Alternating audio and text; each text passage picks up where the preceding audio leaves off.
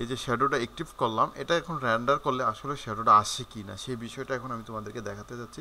Just render করে, render করার পরে আমার শ্যাডোটা আসে নাই, সেটা না আসার কারণটা কি?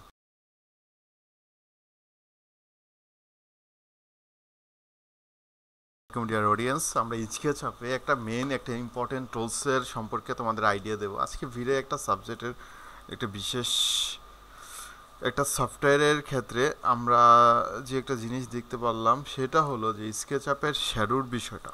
এখন শ্যাডো আগে অ্যাক্টিভ করি, দেন তোমাদেরকে বুঝাই বিষয়টা। এই যে শ্যাডোটা অ্যাক্টিভ করলাম, এটা এখন রেন্ডার করলে আসলে শ্যাডোটা আসে কি না সেই বিষয়টা এখন আমি তোমাদেরকে দেখাতে যাচ্ছি। জাস্ট রেন্ডার করে, রেন্ডার করার পরে আমার শ্যাডোটা আসে নাই, সেটা না আসার কারণটা কি?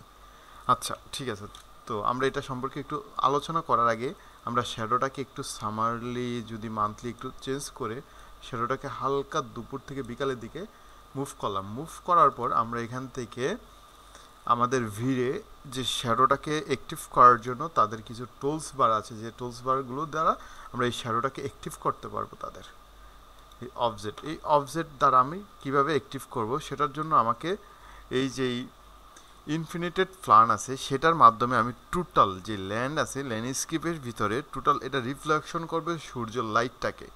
জাস্ট এটাকে যদি আমি শর্টভাবে তোমাদেরকে বোঝাতে চাই তাহলে এই যে ইনফিনিটেড এই যে প্ল্যান, এটাতে ক্লিক করার পর জাস্ট তোমার যে মিড পয়েন্ট সেই মিড পয়েন্টে একটা ক্লিক করবা, দেন অ্যাক্টিভ।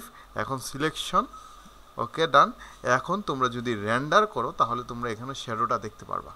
তো তোমরা দেখতে পাচ্ছ গাড়ির শ্যাডোটা দেখা যাচ্ছে।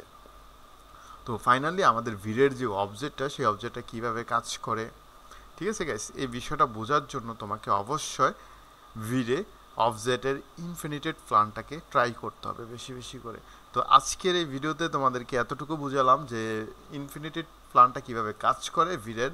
তো আশা করি এই ভিডিওতে কোনো সমস্যা থাকলে অবশ্যই কমেন্ট বক্স আছে অথবা আমাদের পার্সোনাল গ্রুপ আছে, সেখানে নক দিবে। আশা করি তোমাদের এই বিষয়টাতে যদি কোনো ধরনের সমস্যা থাকে সেটা সলভ হয়ে যাবে ইনশাল্লাহ।